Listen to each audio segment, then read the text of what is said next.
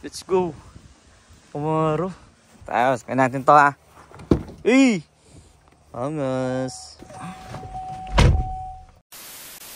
Yo mga babayan, magpapa-undercoat ako dito. Magpapa-undercoating ako dito kay RG sa kababayan natin, mga babayan. First time ko makikita nakangat yung kotse ko dito. Lupit no? May ganito siya. Siya mga babayan, yung kotse ko. Tsaka maganda rin dito, Chi, kasi gusto ko rin makita yung ilalim. Siguro dito lang ako. Tsaka lupit mo rin, alam mo din na sakto yun, ano? Sinukat mo din, ano? Sinukat ko lahat yan. Kasi parang, it doesn't make sense. Bibili ka ng ganyan, tapos hindi ka naman aabot dun. Lalo na ito. Ito, sakto. Ito. At sa height ko mismo. Nga, no? Walang problema. Sinukat ko yan, kasi may nabibiling ganito, 12 feet. Oh. Eh, sagad na itong roof ko, 12 feet. Eh, ito 9 feet lang to. Sakto, one. Sakto talaga. So ito, may kasalanan ako dito sa kotse ko, sabi ni Archie. Alam nyo kasi, never ko pa ito na undercoat to. Ayan, tinuturo siya ka ni Archie. May konti na siya doon.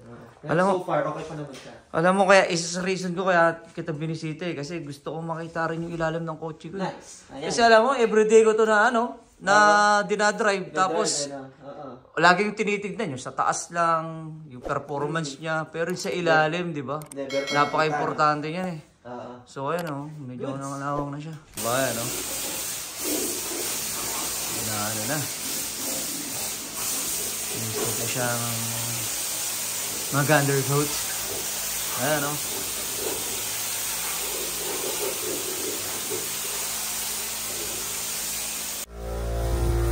So habang nag-undercoat, ay tuwang kami. Gusto ko pa sana siyang tanongin eh, yung mga buhay-buhay niya rito. Manga talaga ako sa setup niya rito. Papakita ko sa inyo yung paligid ng shop niya ron. Yun ang kwento niya sa akin, talagang binuo niya to mga kababayan. I mean, hindi siyang nagbuo pero gumasto siya para makapagpabuo nito. Ang galing no? Nagpagawa din daw siya ng ganito. Sinemento din yung flooring nung etong mismong shop niya. Tapos punta tayo doon sa kotse, binibenta daw niya yan. Sabi sa akin ni Archie, binibenta niya raw tong Honda Civic na to. Eto, hindi ko lang alam kung anong model to. Smooth na smooth po. Kung magkano, tatanungin natin siya mamaya. Siguro mga 2020 to. Honda Civic. To, tapos meron pa doon siyang Camaro. Mga baba, tignan natin yung Camaro ni Archie oh. Camaro.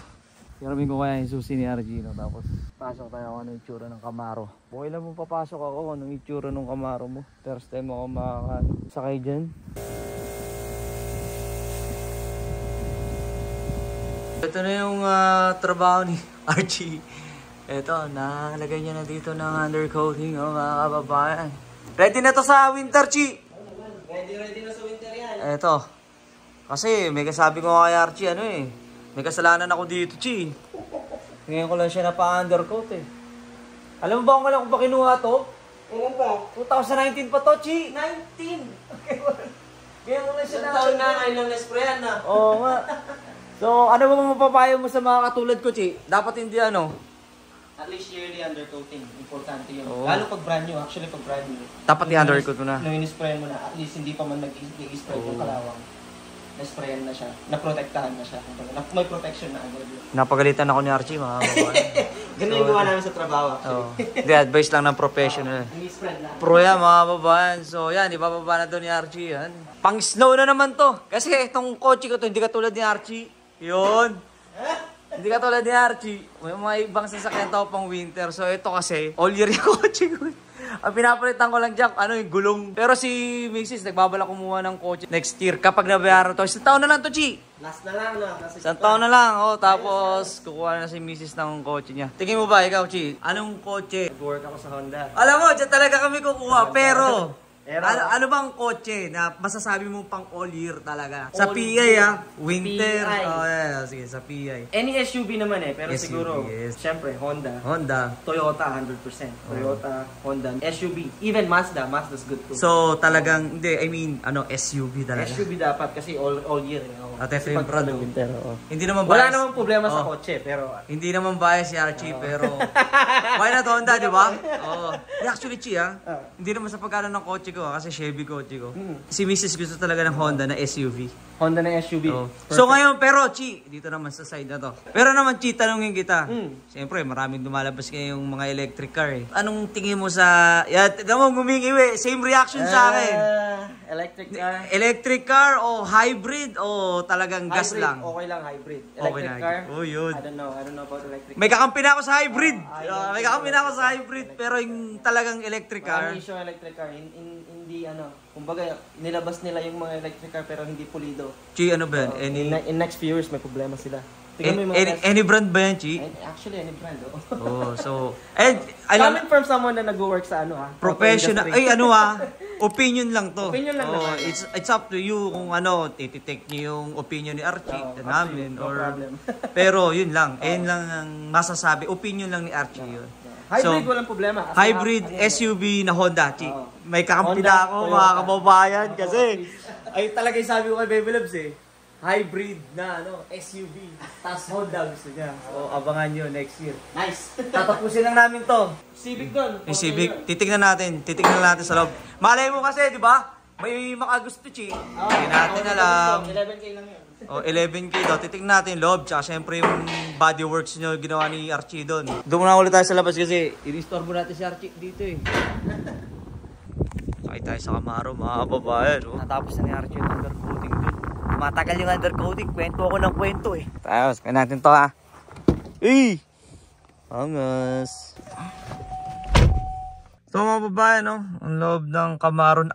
Sayang, hindi ko na tanong kay Archie kung anong year tong Camaro na to. Pero ito, naka-sunroof siya. Leather seat. Malinis yung loob kasi nagde-detail siya ng sasakyan eh. Kasi yung susi. Pandarin ko kaya to. Kaya pagalitan ako ni Archie. Pabili umandar to eh. Wala yung Camaro, no? Gano'n kaya kabilis yung takbo ni Archie dito sa kotse na to. Yung paborito sa likod. Sunroof po. Mga babayan. Ano pala to? Manual. Wala, pang automatic lang tayo eh. Ay, si Archie, angas ni Archie ah. So ito, tapos na mga babayan ah. Goods na, Chi? Ayos na raw. Sige. Tapos na daw. Bali, may sprayan lang daw si, pupunasan lang si Archie dyan. Pang ano na to? Winter na to. Wala eh. Si Randy TV nyo eh. Pinabayaan yung kotse niyang ginagamit everyday eh. Yo, ito nga sabi ko sa inyo, binibenta rin ni Archie itong Honda Civic 2017, 196K, standard transmission. Di naman sama, 11K. So ito, kung trip nyo to, mga babae lalo sa PEI, daily use na Honda Civic. Daily use, oo. Ito manual ba to? Matic? Manual, oo. Wala na siyang kailangan, pinalitan ko lahat. Okay lang mo patingin din sa loob. Boss ba to? Papakita ko sa inyo yung loob. Ayan leather seat niya mga babae smooth naman yan. Daily use na kotse. Para kahit maselan ka, pwede sa ito. No, Chi? Oo naman. O nga pala, siyempre, popromote na rin natin to. Yung ni Archie. Alam nyo ba, ito si Archie. Marami itong services na pwedeng gawin sa kotse nyo. Sabi nga namin, kontakin nyo si Archie sa kanyang Facebook. Tapos kung gusto nyo, i-ready yung kotse nyo. Lalo na ngayong winter, Chino. Undercoating season for sure. Undercoating, oil change, tire change. Tire swap. Tire swap, Tapos ano ba? Nakaya ni Archie. Brakes, ganyan. Dalhin nyo lang dito. Dalhin nyo lang dito. Dalhin nyo lang dito kay Archie. Hanapin nyo lang si Archie. Oy, lalo na mga kababayan natin dito sa PEA Yan puntahan nyo rito si Archie na budget meal. Yung mga presyo nyo rito. Huwag kayong mag-alala. Yung lalo't pag mga kababayan kayo. So yun lang. Ano ba gawin ni Archie dyan? Bale, ayos na yan. Okay na? Tapos na yan. Sige. Chi, alis na ako pre. Next time na lang ha. Thank you. Para sa susunod na pupunta ko dito, yung kotse na ni Baby Loves, yung dadaling ko rito. Papa-undercoat ko kagad. Pag ako undercoat agad yun. Honda ba yan? Toyota? Ano natin? Siguro Honda na agad. Let's go. Honda dapat. Honda, yung matibay. SUV. SUV. Hybrid. Walang problema. Sige. So, Huwag full electric. Uy, Honda electric. Opinion ko lang yun Kay Archie, opinion lang yun So, thank you sige, bye-bye. So nga mga babae, ready lang natin tong kotse natin. Sana na-enjoy nyo tong short vlog ko na to. Sa next vlog na lang, don't forget to subscribe para malaman nyo yung mga susunod na mangyayari sa buhay namin dito sa pinakamaliit na province sa Canada, Prince Edward Island. So next vlog lang, stay safe and God bless. God first, let's go!